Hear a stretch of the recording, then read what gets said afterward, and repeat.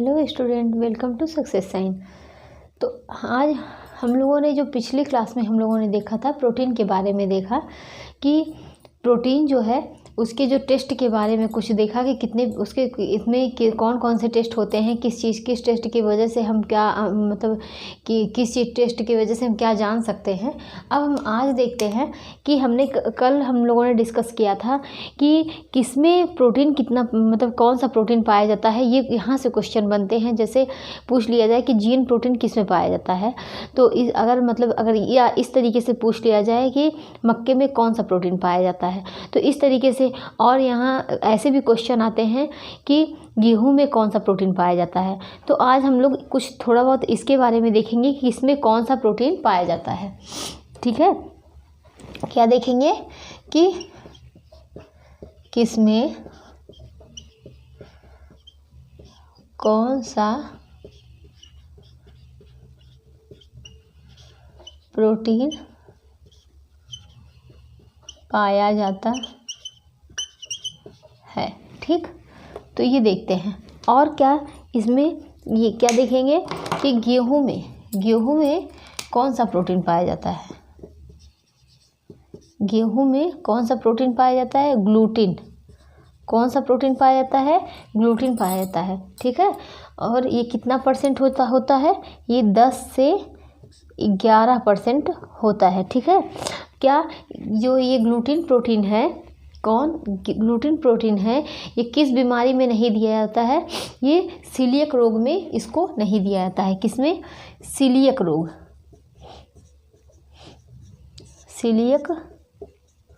रोग में नहीं दिया जाता है। इसको आप लोग नोट करना चाहे तो नोट कर सकते हैं, लेकिन आगे जो है इस सब रोगों के बारे में हम लोग पढ़ेंगे, तो सीलियक रोग में नहीं दिया जाता है। तो गेहूं में कौन सा प्रोटीन पाया जाता है? ग्लूटीन। और कितना परसेंट पाया जाता है? 10 से 11%।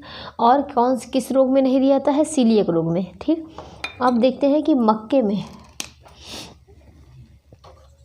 मक्के में कौन सा प्रोटीन पाया जाता है। मक्के में जीन प्रोटीन पाया जाता है। कौन सा? जीन प्रोटीन पाया जाता है। और क्या किसमें? जौ में कौन सा प्रोटीन पाया जाता है? हार्डिन। तो हमने क्या देखा कि गेहूं में कौन सा प्रोटीन पाया जाता है? गेहूं में ग्लूटीन प्रोटीन पाया जाता है। कितना परसेंट पाया जाता है? 10 से 11% पाया जाता है। मक्के में जीन प्रोटीन पाया जाता है। ठीक है, मक्के में जीन प्रोटीन पाया जाता है। और जौ में हार्डिन, ये हार्डिन प्रोटीन पाया जाता है। और मनुष्यों के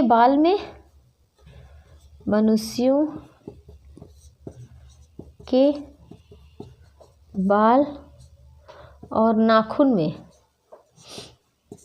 में कौन सा प्रोटीन पाया जाता है? कीरेटिन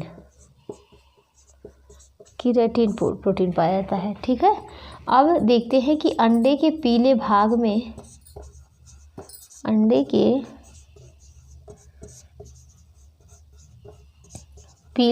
में कौन सा प्रोटीन पाया जाता है?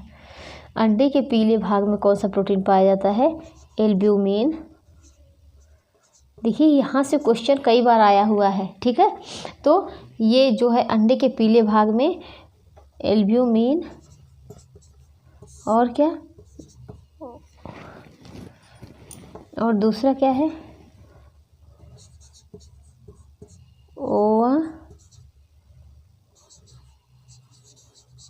ओवाल्ब्यूमिन। और क्या? ग्लोब्यूमिन।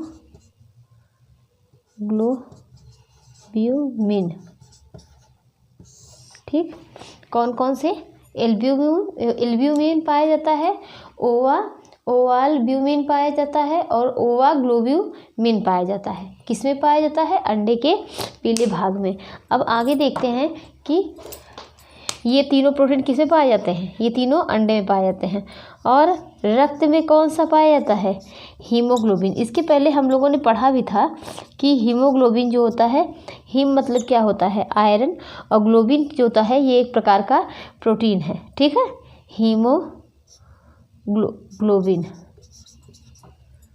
ठीक है।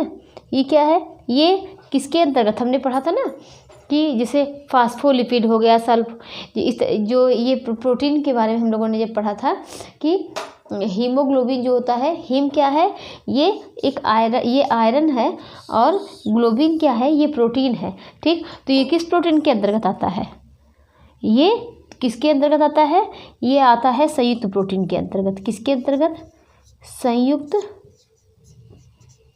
प्रोटीन के अंतर्गत आता है, ठीक है। तो ये हमने देखा कि किस में कौन सा प्रोटीन पाया जाता है। गेहूं में ग्लूटीन प्रोटीन पाया जाता है, कितना, 10 से 11%। मक्के में जीन प्रोटीन पाया जाता है। जौ में हार्डिन पाया जाता है। मनुष्य के बाल और नाखून में कीरेटिन प्रोटीन पाया जाता है। अंडे के पीले भाग में एल्ब्यूमिन, ओवाल्ब्यूमिन और ओवाग्लोब्यूमिन पाए जाते हैं, ठीक। और रक्त में हीमोग्लोबिन पाया जाता है। अब आगे देखते हैं कि आज अब हम लोग क्या देखेंगे कि हम लोग प्रोटीन, कैलोरी, कुपोषण के बारे में देखेंगे, ठीक है। किसके बारे में, प्रोटीन, कैलोरी, कुपोषण, जो कि इसके पहले हम लोग डिस्कस काफ़ी कर चुके हैं इस टॉपिक पे, पीईएम और पीसीएम, ठीक। पीईएम क्या होता है, पीसीएम क्या होता है।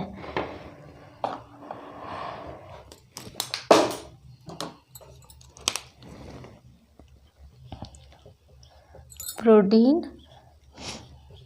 कैलोरी, कुपोषण, क्या है, प्रोटीन, कैलोरी, कुपोषण, ठीक। तो ये क्या होते हैं, इसमें दो होते हैं। पहले हम लोगों ने जब पढ़ा था तो ये पढ़ा था कि कुपोषण जो होते हैं वो दो होते हैं ना।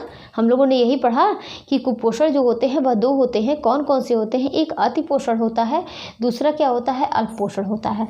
तो क्या हमने पढ़ा था कि एक अति पोषण होता है, अति पोषण, और दूसरा क्या पढ़ा था, दूसरा क्या है, अल्प पोषण होता है, अल्प पोषण होता है ना। और हमने क्या देखा कि अति पोषण जो होते हैं ये दो होते हैं। कौन कौन से होते हैं, और ये ज़्यादा किसको होता है, ये ज़्यादा अमीर लोगों को होता है, ठीक है। किसको, अमीर वर्ग को। हमने वर्ग में भी देखा था, दो होते हैं, एक अमीर, एक धनी होते हैं, दूसरे क्या होते हैं, गरीब वर्ग होते हैं ना। तो जो ये क्या होता है, धनी वर्गों में ज़्यादा होता है। इसमें जो होते हैं दो होते हैं, एक मोटापा होता है, दूसरा क्या होता है, विषाक्तता होती है। क्या होता है, विषाक्तता होती है। मोटापा में हमने क्या देखा था कि ये कार्बोहाइड्रेट और किसकी कमी से होता है, कार्बोहाइड्रेट और किसकी अधिकता से, मोटापा जो है वो कार्बोहाइड्रेट की अधिकता से और फैट की अधिकता से होती है, ठीक है। और विषाक्तता में विटामिन और मिनरल दोनों ज़्यादा हो जाते हैं। तो ये क्या होता है, ये अति पोषण के अंतर्गत था। अब हम अल्प पोषण के अंतर्गत देखेंगे कि अल्प पोषण में क्या है। अल्प पोषण में जो होता है, ये यहाँ पर ये पीईएम और पीसीएम, ये दो होते हैं ना, पीसीएम। तो ये क्या होते हैं, पीईएम, पीसीएम क्या होते हैं, ये जो होते हैं ये प्रोटीन, एनर्जी, माल न्यूट्रिशन होता है, और पीसीएम जो होता है वह प्रोटीन, कैलोरी, माल न्यूट्रिशन। और आगे देखेंगे कि इस शब्द को WHO ने 1976 में स्वीकार किया। कब स्वीकार किया, 1976 में WHO ने इसे स्वीकार किया था। किसको स्वीकार किया था, पीईएम और पीसीएम को, ठीक है। WHO ने 1976 में इसे स्वीकार किया। और क्या देखेंगे कि पीईएम जो होता है यह 1 से 5 साल तक के बच्चों में अधिक देखा जाता है। किसमें, पीईएम जो होता है 1 से 5 साल तक के बच्चों में अधिक देखा जाता है। और क्या देखते हैं कि पीईएम जो होता है, पीईएम, पीसीएम, ये जो होते हैं ये किसे, इसमें गरीब वर्ग, हमने यही तो बताया कि जो अतिपोषण था वो धनी वर्ग उससे ज़्यादा पीड़ित हैं, लेकिन इससे कौन पीड़ित है, इससे गरीब वर्ग जो है वह ज़्यादा पीड़ित है। क्या होता है कि इसमें जो इसकी वजह से क्या होती है, बच्चों की मृत्यु तक हो जाती है। तो ये PEM PCM जो होता है ये गरीब वर्ग में ज़्यादा देखा जाता है। ठीक, और क्या कि PEM इससे जो होता है ये मृत्यु दर के भी कारण होते हैं। तो हमने क्या देखा कि अल्प पोषण जो होता है इसमें PEM PCM होता है, प्रोटीन एनर्जी माल न्यूट्रिशन होता है और प्रोटीन कैलोरी। ठीक है, इस शब्द को WHO ने 1976 में स्वीकार किया था और ये 1 से 5 साल तक के बच्चों में देखा जाता है। ठीक, अब हम आगे देखते हैं, इसमें कुछ इसके अंतर हैं उसको देखते हैं। ठीक है,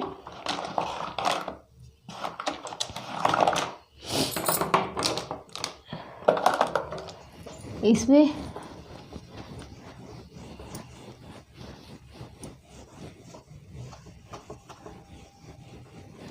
वैसे इसको पढ़ चुके हैं, लेकिन एक बार जल्दी जल्दी में इसको थोड़ा देख लेते हैं। PEM और क्या होता है, जो PEM PCM होते हैं इसके द्वारा 3 रोग होते हैं ना, PEM PCM कौन कौन से होते हैं, 3 होते हैं। क्वाशियोरकर होता है और दूसरा क्या होता है, मरासमस। ठीक है, और तीसरा क्या है, क्वाशियोरकर और मरासमस दोनों होते हैं। ठीक, तो पहले हम ये दोनों देखते हैं। इसमें जो होते हैं क्वाशियोरकर जो होता है, मरासमस इसको पहले देखते हैं। और क्वाशियोरकर मरासमस में दोनों के लक्षण देखे जाते हैं। तो क्वाशियोरकर क्या होता है, इसमें क्या होता है कि क्वाशियोरकर में ये किसकी वजह से होती है, प्रोटीन की कमी से होती है। किसकी वजह से, प्रोटीन की कमी से होती है। लेकिन इसमें जो होता है कार्बोज जो होता है वह उचित मात्रा में होता है, यानी कार्बोहाइड्रेट की कमी इसमें नहीं होती है। ठीक, और ये मरासमस जो होता है ये किसकी वजह से होता है, ये प्रोटीन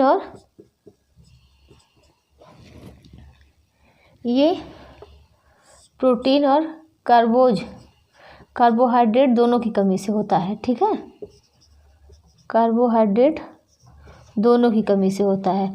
और क्या, ये 1 से 5 साल तक के बच्चों में देखी जाती है। 1 से 5 साल तक के बच्चों में देखी जाती है ना। और क्या है कि इसमें सिस्ले विलियम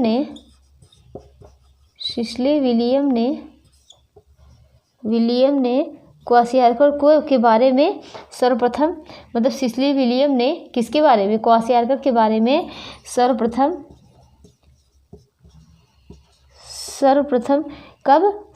बताया था। किसने बताया था, कि सिस्ले विलियम ने क्वाशियोरकर के बारे में सर्वप्रथम बताया था। ये सिस्ले विलियम जो होते हैं ये जो थे ये कहाँ के रहने वाले थे, अफ्रीका के रहने वाले थे।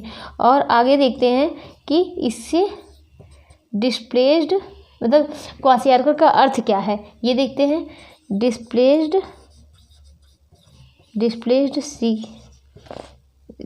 चाइल्ड। ठीक है, डिस्प्लेस्ड चाइल्ड कहा जाता है। क्यों कहा जाता है, ये देखते हैं कि जो डिस्प्लेस्ड चाइल्ड होते हैं इसमें क्या होता है कि जैसे कोई पहला बच्चा जो होता है अगर जो दूसरा बच्चा हो गया तो जो उसको फीड कराया जाता है उसको छुड़ा दिया जाता है, या बच्चे के फीड छोड़ने की वजह से उस पर उतना ध्यान नहीं दे पाते हैं जो पहला बच्चा होता है, और उसका स्थान जो होता है वह दूसरा बच्चा ले लेता है। पहले बच्चे का जो होता है वो जो फीड कराती है माँ वो नहीं करा पाती है, या उसका स्थान वो उस तरीके से उसको पोषक तत्व नहीं मिल पाता है। इसकी वजह से क्या होता है, क्वाशियोरकर हो जाता है, या इस तरीके से मतलब इस तरीके की प्रोटीन की कमी देखने को मिलती है। ठीक, आगे देखते हैं। अब इसमें हो गया, इसमें थोड़ा देख लेते हैं कि मरासमस जो होता है ये प्रोटीन और कार्बोहाइड्रेट दोनों की कमी से होते हैं ना। और क्या हमने देखते हैं, ये ग्रीक भाषा का शब्द है ना, शब्द है कौन सा, मरासमस ना, किसका शब्द है, ग्रीक भाषा का शब्द है। और मरासमस का अर्थ होता है, मरासमस का अर्थ है क्या है, टू वेस्ट। क्या है, टू वेस्ट। इसमें क्या होती है, इसमें हमने याद रखा था प्रोटीन और कार्बोहाइड्रेट दोनों की कमी से होती है। और क्या, ये त्वचा के नीचे का फैट इसमें समाप्त हो जाता है,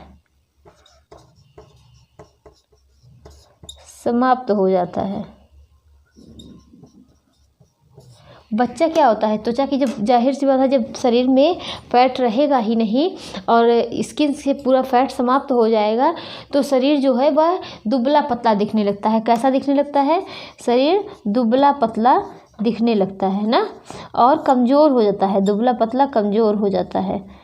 और क्या होता है कि इसमें जो चेहरा जो होता है, इसमें चेहरा जो होता है वह मंकी फेस की तरह होता है, मंकी फेस की तरह। और क्वासियारकर में कैसा था, क्वासियारकर में जो होता है वह मून फेस की तरह होता है। और इसमें जो होता है, इसमें चेहरा जो होता है वह ओल्ड मैन की तरह दिखता है या बूढ़ा दिखने लगता है, ठीक है। और क्या, इसमें जो छाती होती है वह किसकी तरह, पिजन की तरह होती है, पिजन चेस्ट हो जाता है, पिजन चेस्ट हो जाता है, ठीक। तो हम लोगों ने देखा कि क्वासियारकर मरस्मस का अर्थ जो होता है ये ग्रीक भाषा का शब्द है और ये किससे लिया गया है, ये ग्रीक भाषा का शब्द है और इसका अर्थ होता है टू वेस्ट, ठीक। और उसमें क्या था कि डिस्प्लेस्ड चाइल्ड था ना, तो डिस्प्लेस्ड चाइल्ड था, इसका क्या है, टू वेस्ट। और त्वचा के नीचे के क्या होता है, इसे फैट समाप्त हो जाता है। और लेकिन इसमें जो है, इसमें फैट नहीं समाप्त होता है, इसमें पेट पर क्या होता है कि फैट जैसे इकट्ठा हो जाता है पेट पर। लेकिन इसमें जो होता है, इसे फैट समाप्त नहीं हो जाता है, इसमें एक तरीके से सूखा रोग की तरह दिखेगा। जो छाती जो होती है वो बिल्कुल हड्डी की तरह, पिजन की तरह वो दिखने लगेंगी, ठीक। लेकिन इसमें ऐसा नहीं होता है, ठीक। तो क्या है, इसमें क्या होता है, चेहरा जो होता है वो मून फेस की तरह, मून चंद्रमा की तरह दिखता है। और इसमें क्या है, मंकी की तरह या बूढ़ा दिखने लगता है, ठीक। और क्या होता है कि और ये कब होता है, जब कोई बच्चा कम प्रोटीन खाता है, जब कोई बच्चा क्या होता है, कम प्रोटीन खाता है। तो क्या होता है, जब प्रोटीन ही कम खाएगा तो कोशिका का निर्माण नहीं होगा, कोशिका टूट फूट की मरम्मत नहीं होगी, वृद्धि एवं विकास नहीं होगा। मतलब प्रोटीन कितनी ज़रूरत है हमारे शरीर में। तो क्या होता है कि इससे जब ये क्या है कि जब बच्चा जो है वह कम प्रोटीन खाता है, इसकी वजह से हो जाता है। और जिससे क्या होता है, बच्चे का विकास नहीं हो पाता है, विकास नहीं हो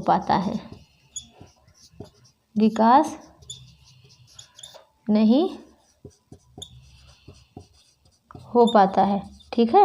और क्या, बच्चे के पेट पर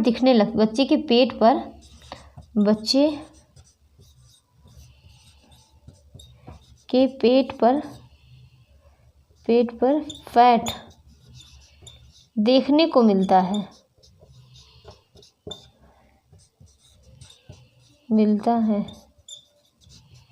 पेट जो है वह फूला दिखाई देने लगता है, पेट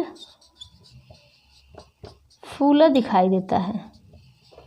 तो क्या देखा कि बच्चे का विकास, जब वो प्रोटीन का सेवन ही नहीं करेगा तो बच्चे का वृद्धि और विकास नहीं होगा, तो विकास बाधित हो जाता है।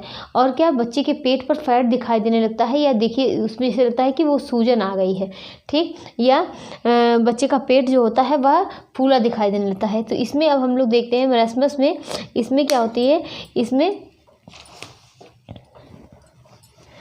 जो होता है फैटी लीवर और बाल में कोई परिवर्तन नहीं होता है। इसमें क्या होगा कि बाल जो होते हैं क्वासियारकर में, बाल बिल्कुल सफ़ेद हो जाएंगे, बाल झड़ जाएंगे। लेकिन मरस्मस में बालों में कोई परिवर्तन नहीं होता है, ठीक है।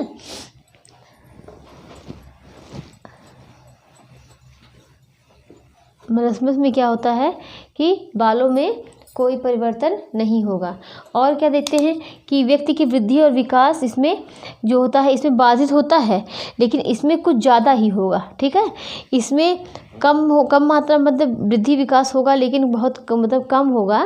लेकिन इसमें बहुत ज़्यादा बिल्कुल भी वृद्धि विकास बिल्कुल भी बाधित हो जाता है, ठीक है। और क्या देखेंगे कि इसमें फैटी लीवर नहीं होगा। इसमें क्या होता है, फैटी लीवर नहीं होता, लेकिन इसमें क्वाशियार्कर में क्या होता है, फैटी लीवर हो जाता है।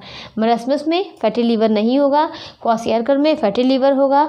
और क्या कि इसमें जो होता है हेयर में, बाल में कोई चेंज नहीं आता, इसमें बाल बिल्कुल सफ़ेद हो जाएगा। और क्या कि बाल झड़ने लगेंगे। और क्या इसमें क्या होता है कि बच्चे को भूख नहीं लगती है। क्या, बच्चे को भूख नहीं लगेगी। और क्या कि शरीर में सूजन हो जाएगा।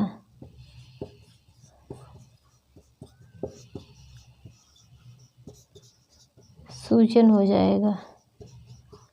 और क्या, बालों के रंग में परिवर्तन होगा। बालों के रंग में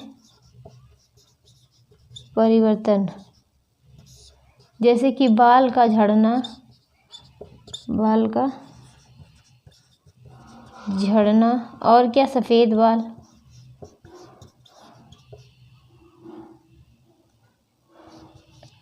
त्वचा पर धब्बे पड़ने लगेंगे। और क्या कि पैरों की स्थिति जो होती है वह सही नहीं होगी। ठीक, तो इस तरीके से क्वाशियार्कर में इतनी सारी समस्याएं होंगी। और मरस्मस में मतलब यहाँ से इस तरीके से क्वेश्चन बनता है कि किसमें, किस रोग में, क्वाशियार्कर और मरस्मस में किस में पिजन चेस्ट हो जाता है, या जो चेस्ट जो होता है वह बिल्कुल पिजन की तरह होता है, तो किस में होगा, मरस्मस में। और किस तरीके से क्वेश्चन बनते हैं कि सिर्फ कैलोरी की कमी या तो सिर्फ प्रोटीन की कमी से कौन सा रोग होता है, तो कौन होगा, क्वाशियार्कर होगा। ठीक, और अगर पूछ लिया जाए कि प्रोटीन और कार्बोहाइड्रेट दोनों की कमी से कौन सा होता है, मरस्मस होता है। तो इसी तरीके से क्वेश्चन यहाँ से बनते हैं। अब हम यह जो प्रोटीन को कैलोरी कुपोषण है, ये कंप्लीट एक तरीके से प्रोटीन का चैप्टर भी कंप्लीट होता है। अब हम लोग देखेंगे कल क्या देखेंगे, वसा के बारे में। क्या देखेंगे, वसा, फैट। तो अभी तक हम लोगों ने क्या पढ़ा है कि हमने दो पोषक तत्व पढ़े थे, एक मैक्रो था और दूसरा क्या था, माइक्रो। क्या था, ये देखिए, मैक्रो था ना, दूसरा क्या था, माइक्रो ना। तो ये दो थे। मैक्रो जो था इसमें दो थे, इसमें मैक्रो जो था इसमें तीन थे। कौन कौन से, कि प्रोटीन, क्या, कार्बोज, दूसरा प्रोटीन, तीसरा फैट,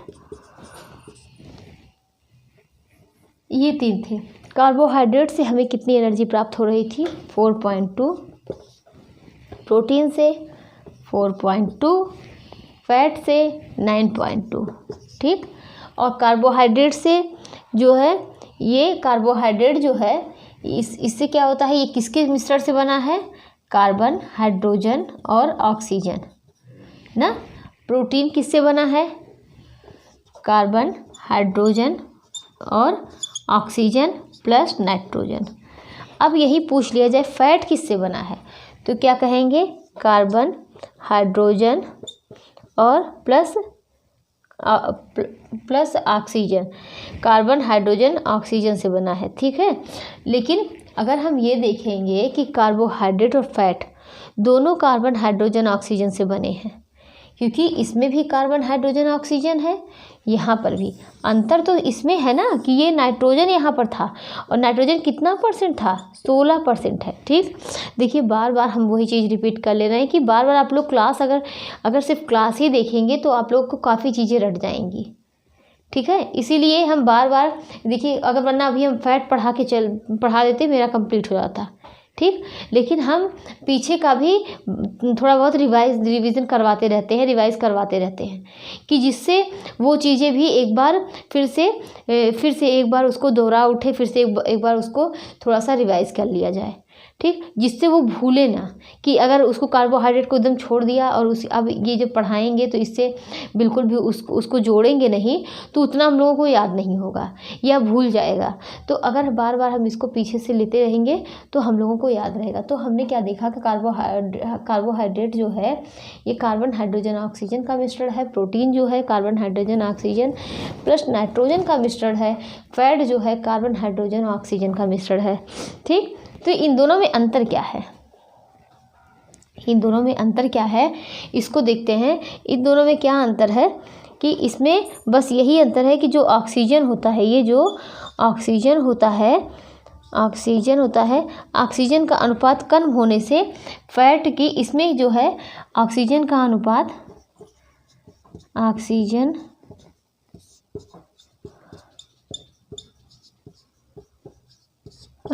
कम है, ठीक है। जिससे क्या होती है, फैट की क्या होती है, इसका कम होने से फैट की सांद्रता बढ़ जाती है, बढ़ जाती है। इसीलिए फैट जो है पचने में ज़्यादा समय लेता है।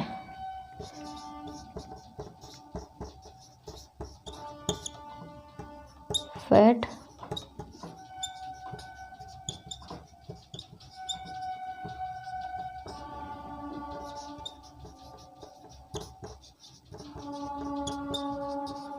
तो हमने क्या देखा, कार्बोहाइड्रेट को देखा और प्रोटीन, फैट, कितनी इससे हमको एनर्जी प्राप्त हो रही है।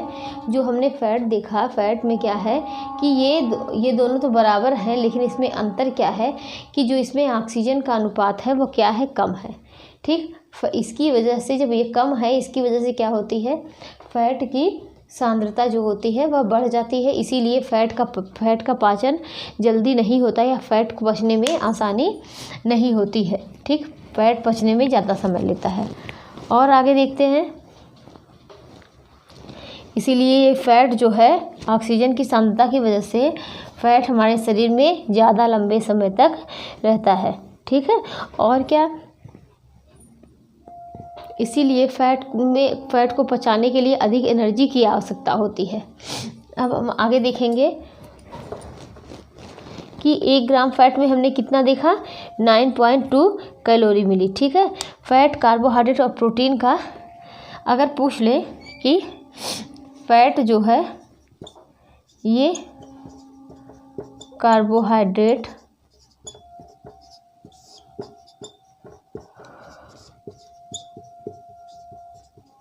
जैसे कार्बोहाइड्रेट जो था उससे हमको कितनी ऊर्जा प्राप्त हो रही थी, 4.2, प्रोटीन से 4.2 और फैट से 9.2 ना, यही हमको मिल रही है।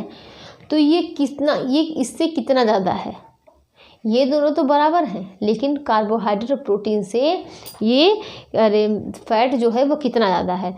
तो फैट जो है कार्बोहाइड्रेट और प्रोटीन से कितना ज़्यादा है, 2.5 गुना, कितना, 2.5 गुना ज़्यादा है। कितना ज़्यादा है, 2.5 गुना ज़्यादा है ना। और फैट क्या करता है, यह शरीर के तापमान को नियंत्रित करता है। फैट शरीर के तापमान को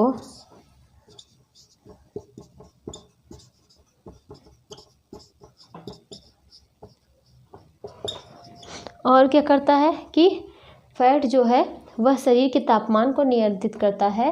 फैट जो है वह कोमल अंगों की सुरक्षा भी करता है, ठीक।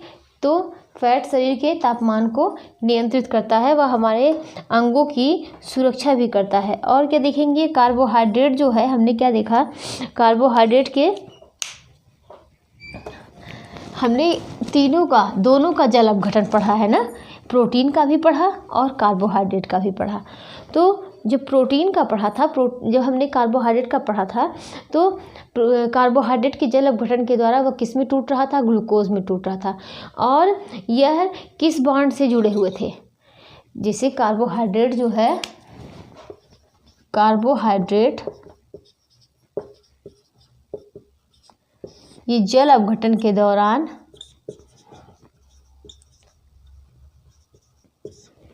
किस में टूट रहे थे, ग्लूकोज में ना, ग्लूकोज में टूट रहे थे। लेकिन ये किस बॉन्ड से जुड़े हुए थे, ये किस बॉन्ड से जुड़े हुए थे, ग्लाइकोसिड, किस बॉन्ड से, ग्लाइकोसिड बॉन्ड से, ठीक। और प्रोटीन जो है ये क्या है, हमने क्या प्रोटीन के बारे में भी पढ़ा, प्रोटीन जल अपघटन के दौरान किसमें टूटता है, किसमें टूटता है? ये अमीनो एसिड में टूटता है, अमीनो एसिड में टूटता है। अब जब ये अमीनो एसिड में टूटता है तो ये किस बॉन्ड से जुड़ा होता है? ये पेप्टाइड बॉन्ड से। किससे? पेप्टाइड बॉन्ड से।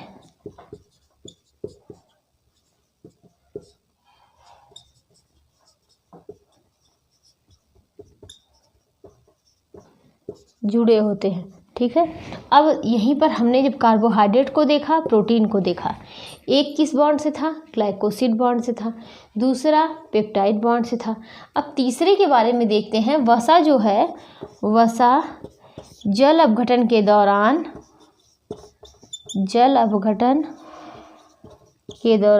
जो होते हैं, यह एक फैट और तीन फैटी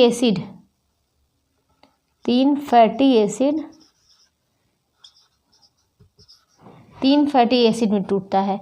अब ये 3 फैटी एसिड कौन है, इसको देखते हैं। ये 3 फैटी एसिड होते हैं पॉमिटिक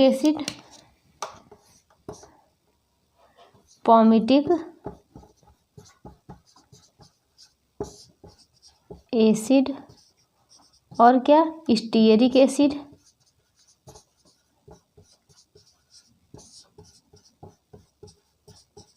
और क्या? मॉलिक एसिड।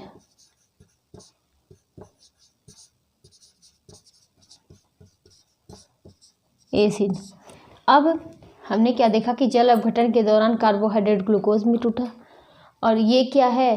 प्रोटीन अमीनो एसिड में टूटा, और ये एक फैट तो और 3 फैटी एसिड में टूटा। तीनों फैटी एसिड का नाम पॉमिटिक एसिड, स्टीयरिक एसिड और मॉलिक एसिड, ठीक है। और ये किस बॉन्ड से? ये तो ग्लाइकोसिड बॉन्ड से था, ये पेप्टाइड बॉन्ड से था। ये किस बॉन्ड से जुड़ा है? ये क्या है? किस बॉन्ड से? ईस्टर बॉन्ड से। ईस्टर बॉन्ड से जुड़े हैं, ठीक है।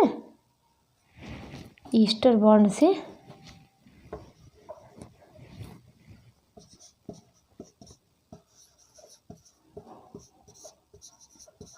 तो हमने फैट के बारे में इतना देखा। अब हम फैट के बारे में और नेक्स्ट डे क्लास लेंगे। तो इतना आप लोग नोट्स बनाते चलिए, इतना आप लोग नोट कर लीजिए। और आप लोगों को जहाँ ना समझ में आए या जो चीज़ें आप लोगों को लग रही हो कि इस तरीके से या कुछ जानना हो तो उसको आप लोग कमेंट कर सकते हैं, ठीक।